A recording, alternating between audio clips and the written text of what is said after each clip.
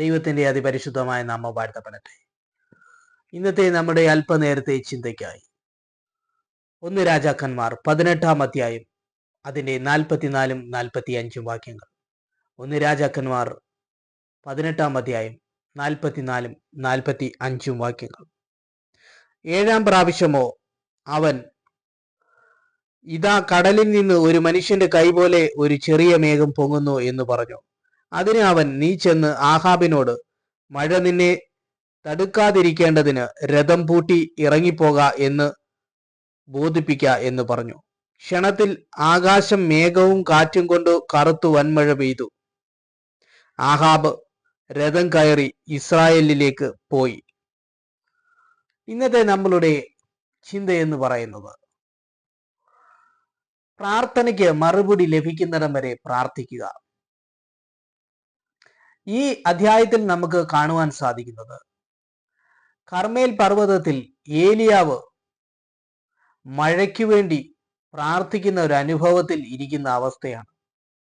അപ്പോൾ ഏലിയാവ് പറയുന്ന ഒരു കാര്യമുണ്ട് ബാല്യക്കാരനോട്, നീ ചെന്ന് കടലിന് നേരെ നോക്കുക. അപ്പോൾ ബാല്യക്കാരൻ അത് ചെയ്യുമ്പോൾ അവിടെ ഒന്നും കാണുന്നില്ല. അങ്ങനെ ഏലിയാവ് വീണ്ടും ബാല്യക്കാരനോട് പറയുന്നൊരു കാര്യമുണ്ട്, 7 പ്രാവശ്യം നീ നോക്കുക. അങ്ങനെ ബാല്യക്കാരൻ 7-ാമത്തെ പ്രാവശ്യം നോക്കുമ്പോൾ കടലിൽ നിന്ന് പൊങ്ങുന്ന ഒരു മേഘം അവിടെ കാണുവാൻ സാധിക്കുന്നു. പിന്നീട് മഴ പെയ്യുന്ന ഒരു അനുഭവത്തിലേക്കാണ് ഇവിടെ കാണുവാൻ സാധിക്കുന്നത്.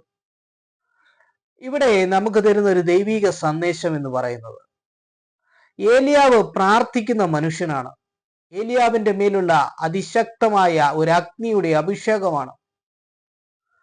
ഏലിയാവ് എടുക്കപ്പെട്ടതുപോലും അഗ്നി രഥത്തിലാണ്. അത്യുന്നതനായ ദൈവം, യഹോവയായ ദൈവം മുൾപ്പടർപ്പിലെ അഗ്നിയിൽ മോശയ്ക്ക് ആ അഗ്നിക്കകത്ത്, ആ അഗ്നിയുടെ മുൾപ്പടർപ്പിലായിട്ട് വ്യാപരിച്ച് മോശയോട് സംസാരിക്കുന്ന നമുക്ക് മനസ്സിലാക്കുവാൻ സാധിക്കും.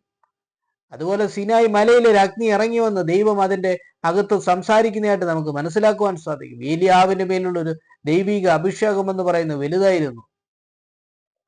ഇവിടെ കാണുന്നത് ഏലിയാവ് പ്രാർത്ഥിക്കുന്ന ഒരു മനുഷ്യനാണ്. നമ്മെ പോലെ തന്നെ സമസ്വഭാവമുള്ള മനുഷ്യനാണ് ഏലിയാവ് എന്ന് പറയുന്നത്. ഏലിയാവ് ഒരു പ്രാവശ്യമല്ല പ്രാർത്ഥിക്കുന്നത്, 2 പ്രാവശ്യമല്ല. ഏലിയാവ് തനിക്ക് പ്രാർത്ഥനയ്ക്ക് ഉത്തരം ലഭിക്കുവോളം പ്രാർത്ഥിക്കുന്ന ഒരു വ്യക്തിയാണ്. അതിനുള്ള കാരണമാണ് 1 പ്രാവശ്യമോ 2 പ്രാവശ്യമോ ഏലിയാവിന്റെ പ്രയത്നം നിർത്തുന്നില്ല. അതുകൊണ്ടാണ് ബാല്യക്കാരനോട് പറയുന്നത്, 7 പ്രാവശ്യം നീ പോയി നോക്കുക. 7-ാമത്തെ പ്രാവശ്യം അവിടെ മഴ പെയ്യുന്ന ഒരു അനുഭവത്തിലേക്ക് വരുന്നതായിട്ട് നമുക്ക് കാണുവാൻ സാധിക്കുന്നു. അപ്പോൾ ഇവിടെ കാണുന്നത്, സ്ഥിരമായി പ്രാർത്ഥിച്ച് സ്ഥിരമായി അതിനുവേണ്ടി പ്രയത്നിക്കുന്ന ഒരു അഭിഷിക്തനെയാണ് നമുക്ക് ഇവിടെ കാണുവാൻ സാധിക്കുന്നത്. പ്രാർത്ഥനയ്ക്ക് മറുപടി ലഭിക്കുന്നിടം വരെ നമുക്ക് പ്രാർത്ഥിക്കാം. 7-ാമത്തെ പ്രാവശ്യമായപ്പോൾ അതിന് ഉത്തരം ലഭിച്ചു. മഴ വന്നു.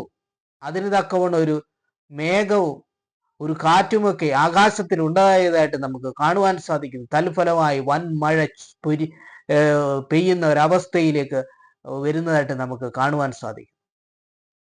ഇവിടെ ലഭിക്കുന്നത്, നമ്മുടെ ജീവിതത്തിനകത്ത് നമ്മെ പോലെ തന്നെ ഏലിയാവ് സമസ്വഭാവമുള്ള മനുഷ്യനാണ്. മഴയ്ക്ക് വേണ്ടി അതിശക്തമായിട്ട് കാത്തിരിക്കുന്ന ഒരു അഭിഷിക്തനെയാണ് ഇവിടെ കാണുന്നത്. 1 പ്രാവശ്യമോ 2 പ്രാവശ്യമോ 3 പ്രാവശ്യമോ 4 പ്രാവശ്യമോ ഒന്നും തന്റെ പ്രയത്നം അവസാനിപ്പിക്കാൻ ഏലിയാവ് സമ്മതിക്കുന്നില്ല. അതുകൊണ്ടാണ് തുടരെ പോകുന്ന 7-ാം പ്രാവശ്യത്തോളം പോകുന്ന ഒരു ബാല്യക്കാരനെ ഇവിടെ കാണുവാൻ സാധിക്കുന്നത്. കാരണം തനിക്ക് വിശ്വാസമുണ്ട്, തന്റെ ദൈവം മഴയെ അയക്കും എന്നുള്ള അതിശക്തമായ അടിയുറച്ച വിശ്വാസമുള്ള വ്യക്തിയാണ് ഏലിയാവ്. ഇതിൽ നിന്ന് നമുക്ക് കാണുന്നത്, അവസാനം 7-ാമത്തെ പ്രാവശ്യം മഴ ലഭിക്കുന്നു, ഒരു കാർമേഘം വെളിപ്പെടുന്നു. ഇതൊക്കെ നമുക്ക് കാണുന്നതായിട്ട് ഇവിടെ അറിയുവാൻ സാധിക്കുന്നു. ഇത് നമുക്ക് ലഭിക്കുന്ന ഒരു വലിയ സന്ദേശം എന്ന് പറയുന്നത്, നമ്മളുടെ ജീവിതത്തിനകത്ത് ഏലിയാവ് നമ്മെ പോലെ ഒരു സമസ്വഭാവമുള്ള മനുഷ്യനാണ്. നമ്മൾ പ്രാർത്ഥിക്കുന്നുവെങ്കിൽ ദൈവത്തിന്റെ അഭിഷേകം നമ്മളിലേക്ക് വരും. ആ പരിശുദ്ധാത്മാവിന്റെ ശക്തി വഴി നമുക്ക് ദൈവത്തെ അറിയുവാൻ സാധിക്കുന്നു. പ്രാർത്ഥന എന്ന് പറയുന്നത് ദൈവവുമായിട്ടുള്ള നമ്മളെ കണക്ട് ചെയ്യുന്നതാണ്. കർത്താവായ യേശുക്രിസ്തു പറയുന്ന ഒരു കാര്യമുണ്ട്, ഞാൻ വാതിലാകുന്നു. യേശുക്രിസ്തു എന്ന് പറയുന്ന വാതിലിലൂടെ പിതാവായ ദൈവത്തിന്റെ അടുക്കിലേക്ക് നമുക്ക് നമ്മുടെ ആത്മാവിനെ യോജിപ്പിക്കുവാൻ കഴിയും.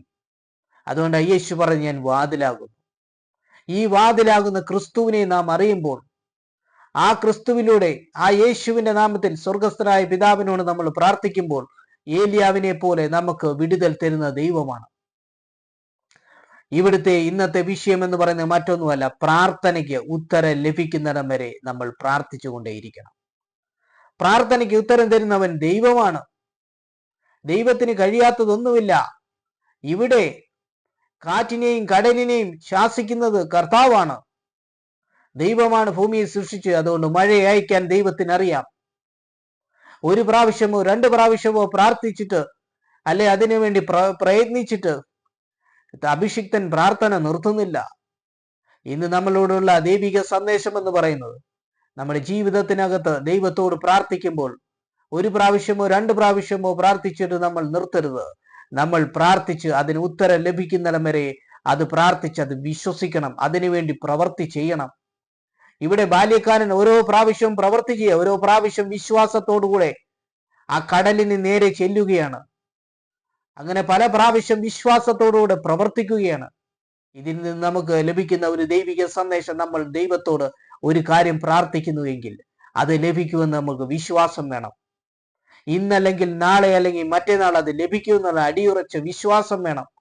ആ വിശ്വാസത്തിൽ നമ്മൾ കാൽവയ്പുകൾ നടത്തണം. ആ ബാല്യക്കാരൻ ഓരോ പ്രാവശ്യവും തൻ്റെ അഭിഷിക്തന് ഒരു വിശ്വാസമുണ്ട് ആ ബാല്യക്കാരന്. ആ വിശ്വാസത്തോടെ ബാല്യക്കാരൻ ഓരോ പ്രാവശ്യവും പോവുകയാണ്, മഴയ്ക്ക് വേണ്ടി, മഴ കാണുന്നതിന് വേണ്ടി. ഇന്ന് നമ്മുടെ ജീവിതത്തിനകത്ത് നമ്മൾ വിശ്വസിക്കുമ്പോൾ, ഒരു കാര്യത്തിന് വേണ്ടി ദൈവത്തോട് പ്രാർത്ഥിക്കുമ്പോൾ, നമ്മൾ അത് തുടരെ പ്രാർത്ഥിക്കുമ്പോൾ അത് ഇന്നല്ലെങ്കിൽ നാളെ അല്ലെങ്കിൽ മറ്റന്നാൾ അത് നമുക്ക് ലഭിക്കും എന്നുള്ളൊരു വലിയ സന്ദേശമാണ് നമുക്ക് കാണുവാൻ സാധിക്കുന്നത്. അതുകൊണ്ട് പ്രാർത്ഥനയ്ക്ക് ഉത്തരം ലഭിക്കുവോളം നമ്മൾ ദൈവത്തോട് പ്രാർത്ഥിക്കണം. സ്ഥിരതയുള്ള പ്രാർത്ഥനയാണ് ഇവിടുത്തെ കാണുന്നത്. അതുകൊണ്ട് നമുക്ക് മനസ്സിലാക്കുവാൻ സാധിക്കുന്നത്, പ്രാർത്ഥിക്കുന്നതോടൊപ്പം നമ്മൾ ചില പ്രവർത്തികൾ ചെയ്യണം.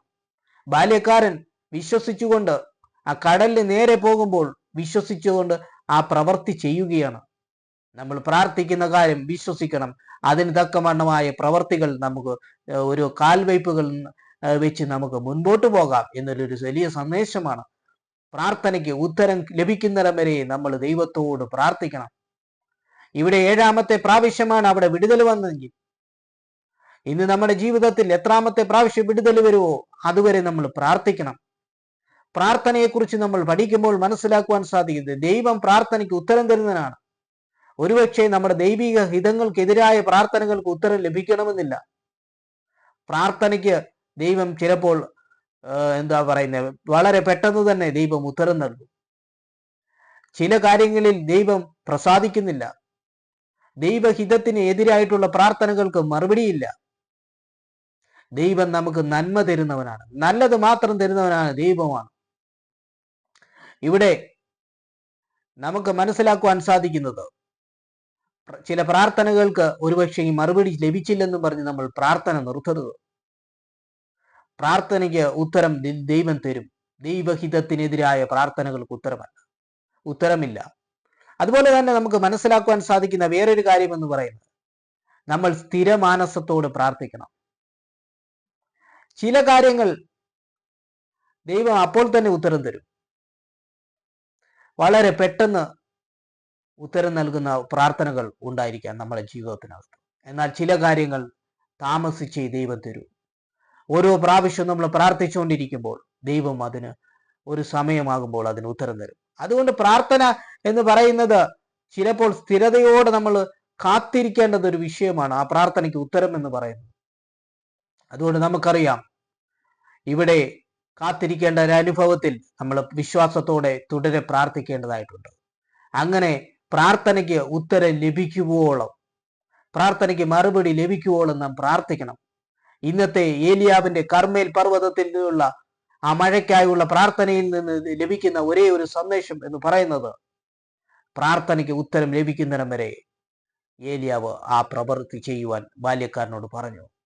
ഏലിയാവിനെ അറിയാം, 1 പ്രാവശ്യം അല്ലെങ്കിൽ 2 പ്രാവശ്യം അല്ലെങ്കിൽ 3 പ്രാവശ്യം അല്ലെങ്കിൽ അത് തുടരെ പ്രാർത്ഥിക്കുമ്പോൾ ദൈവം ഒരു സമയത്ത് വിടുതൽ തരും എന്നുള്ളൊരു വിശ്വാസം ഏലിയാവിനുണ്ടായിരുന്നു. അതുകൊണ്ട് പ്രാർത്ഥനയ്ക്ക് ഉത്തരം ലഭിക്കുന്നിടം വരെ നമ്മൾ ദൈവസന്നിധിയിൽ പ്രാർത്ഥിക്കണം. ഇതിനോടനുബന്ധിച്ച് നമുക്ക് അറിയാവുന്ന ഒരു വലിയ ചിന്ത എന്ന് പറയുന്നത് ഹന്നായുടെ പ്രാർത്ഥനയാണ്. ഹന്ന ദൈവസന്നിധിയിൽ വന്ന് എല്ലാ ദിവസവും ദൈവസന്നിധിയിൽ പ്രാർത്ഥിച്ച ഒരു വ്യക്തിയാണ്. ഹന്നായ്ക്ക് ഒരു കുഞ്ഞിനെ വേണം. അങ്ങനെ ഹന്ന ദിവസവും പ്രാർത്ഥിക്കുന്ന ഒരു വ്യക്തിയായിരുന്നു. കാരണം ഹന്നായുടെ പ്രാർത്ഥനയ്ക്ക് വളരെയധികം ശക്തിയുള്ളതായിരുന്നു. ഒരു പ്രാവശ്യം പ്രാർത്ഥിച്ചതുകൊണ്ടോ 2 പ്രാവശ്യം പ്രാർത്ഥിച്ചതുകൊണ്ടോ ഹന്ന അവിടുന്ന് പിന്മാറുന്നില്ല. മറിച്ച് വിശ്വാസത്തോടെ എല്ലാ ദിവസങ്ങളിലും ഹന്ന ദൈവസന്നിധിയിൽ പ്രാർത്ഥിക്കുന്നതായിട്ട് നമുക്ക് കാണുവാൻ സാധിക്കുന്നു. അങ്ങനെ ഇവിടെയാണ് സ്ഥിരതയോടെ പ്രാർത്ഥനയ്ക്ക് മറുപടി ലഭിക്കുന്നിടം വരെ പ്രാർത്ഥിക്കുന്ന ഹന്നയെ നമുക്ക് കാണുവാൻ സാധിക്കുന്നത്. അങ്ങനെ ശമൂവേൽ പ്രവാചകനെ ദൈവം ഹന്നായ്ക്ക് ദാനമായി കൊടുക്കുന്നതാണ്. ഇവിടെ എന്താണ് കാണുന്നത്? പ്രാർത്ഥനയ്ക്ക് ഉത്തരം ലഭിക്കുവോളം ഹന്ന പ്രാർത്ഥിച്ചുകൊണ്ടേയിരുന്നു. ഇങ്ങനെ 1 പ്രാവശ്യമോ 2 പ്രാവശ്യമോ പ്രാർത്ഥിച്ചു കഴിഞ്ഞ് ഹന്ന പ്രാർത്ഥനയിൽ നിന്ന് പിന്മാറുന്നില്ല. കാരണം തൻ്റെ ദൈവത്തിന് ഒരു കുഞ്ഞിനെ കൊടുക്കുവാൻ കഴിയും എന്നുള്ള അടിയുറച്ച വിശ്വാസമുള്ളതായിരുന്നു ഹന്ന എന്ന് പറയുന്നത്. ഇവിടെ നമുക്ക് മനസ്സിലാക്കുവാൻ സാധിക്കുന്നത് വിശ്വാസം എന്നത് ആശിക്കുന്നതിന്റെ ഉറപ്പും കാണാത്ത കാര്യങ്ങളുടെ നിശ്ചയവുമാണ്. അതുകൊണ്ട് വിശ്വാസത്തോടെ ഹന്ന സ്ഥിരതയോട് പ്രാർത്ഥിച്ചപ്പോൾ ദൈവം അവളുടെ പ്രാർത്ഥനയ്ക്ക് ഉത്തരം നൽകി. ഏലിയാവിന്റെ പ്രാർത്ഥന എന്ന് പറയുന്നത് സ്ഥിരതയോടെ ഉള്ളതായിരുന്നു. ഒരു മഴയ്ക്കായി പ്രാർത്ഥിച്ചെങ്കിൽ തന്റെ ദൈവത്തിന് മഴയെ അയക്കാൻ കഴിയും. ഏലിയാവ് പ്രാർത്ഥിക്കുമ്പോൾ സ്വർഗത്തിൽ നിന്ന് തീയിറങ്ങി യാഗപീഠത്തെ ദഹിപ്പിച്ചു കളയും. ആ ഉറച്ച വിശ്വാസം ഏലിയാവിന് ഉണ്ടായിരുന്നു. അതുകൊണ്ട് തനിക്ക് ലഭിക്കുവോളം താൻ ആ പ്രയത്നം മുന്നോട്ട് പോയിക്കൊണ്ടേയിരുന്നു. ഇവിടെയെല്ലാം നമുക്ക് കാണുന്നത് ദൈവത്തിലുള്ള നമ്മുടെ വിശ്വാസത്തോടുള്ള പ്രാർത്ഥന. നമ്മൾക്ക് പ്രാർത്ഥനയ്ക്ക് മറുപടി ലഭിക്കുവോളം നമ്മൾ ദൈവസന്നിധി പ്രാർത്ഥിക്കണം. സ്ഥിരമാനസമുള്ളവരായിരിക്കണം. പ്രാർത്ഥന എന്ന് പറയുന്നത് സ്വർഗത്തെ തുറക്കുന്ന ഒരു താക്കോൽ കൂടെയാണ്. അതുകൊണ്ട് ആ കർത്താവായ യേശു ക്രിസ്തുവിനെ നമ്മൾ സ്വന്തം രക്ഷിതാവായി സ്വീകരിച്ചു കഴിഞ്ഞു. ആ യേശു എന്ന വാതിലൂടെ, ആ രക്ഷകനിലൂടെ ആ പിതാവായ ദൈവത്തോട് നമ്മൾ അടുത്തു വന്ന് പ്രാർത്ഥിക്കുമ്പോൾ നമ്മുടെ പ്രാർത്ഥനയ്ക്ക് ഭംഗം വരികയില്ല.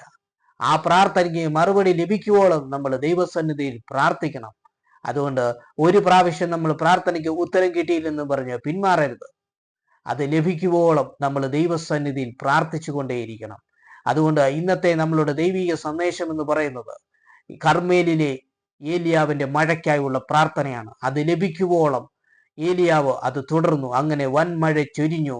ഏലിയാവിന്റെ പ്രാർത്ഥനയ്ക്ക് ഉത്തരം കൊടുത്തു. ഏലിയാവിന്റെ ദൈവം ജീവിക്കുന്ന ദൈവമെന്ന് ഇവിടെ കാണിച്ചു കൊടുത്തു. ഇന്ന് നമ്മുടെ ജീവിതത്തിനകത്ത് ഏത് പ്രതികൂലത്തിലൂടെ നമ്മൾ മുൻപോട്ട് പോകുന്നു എങ്കിലും നമുക്ക് പ്രതികൂലത്തിൽ നിന്ന് ജയിപ്പാൻ തക്ക നമ്മൾ വിശ്വാസത്തോടുകൂടെ ലഭിക്കുവോളം പ്രാർത്ഥിക്കുന്നു എങ്കിൽ നമ്മുടെ ദൈവം ഏലിയാവിന് വൻമഴ ചൊരിഞ്ഞ് ഉത്തരം കൊടുത്തെങ്കിൽ നമ്മുടെ വിശ്വാസത്തോടുകൂടെയുള്ള പ്രാർത്ഥനയ്ക്ക് കൃത്യസമയത്ത് മറുപടി നൽകും. അതുകൊണ്ട് ഈ വചനങ്ങളാൽ ദൈവം നമ്മളെ അനുഗ്രഹിക്കട്ടെ.